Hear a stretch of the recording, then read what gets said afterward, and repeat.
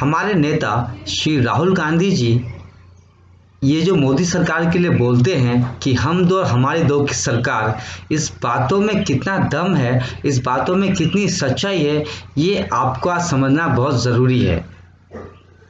हमारे देश के उद्योगपति गौतम अदानी जी का इस 2021 वित्तीय वर्ष में उनके संपत्ति में 500% का इजाफा हुआ है। ये बहुत खुशी की बात है, वो हमारे देश के उद्योगपति, ऐसा होना भी चाहिए। लेकिन चिंता का विषय ये है कि इस विकट संकट में जहाँ पे आम आदमी का जीना दुश्वार हो गया है,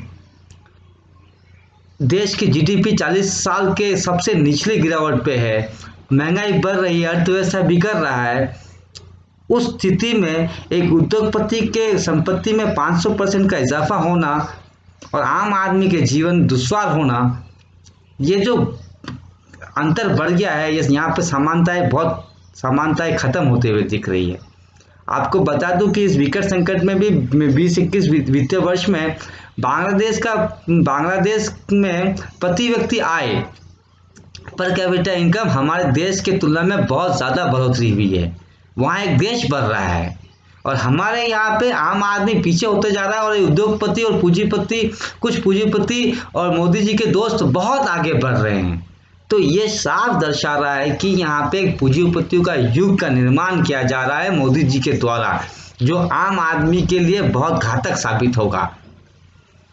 इसलिए इस सरकार की मंशा को भांपते हुए, जिस सरकार में हमारे देश की अर्थव्यवस्था और हमारे देश की जीडीपी बहुत निचले स्तर पे जा रही है और उसी समय में जब एक उद्योगपति इतनी ज़्यादा बढ़ोतरी कर रही है, मैं आपको बता दूं कि गौतम अदानी जी अगर इस वित्त वर्ष की बात करें तो उन्होंने दुनिया के महानतम रिचेस्ट लोग, पैसे वाले लोग, जेलन मार्क्स और जेफ बेजोस जैसे लोगों को पीछे छोड़ दिया है, लेकिन देश आगे नहीं बढ़ पा रहा है।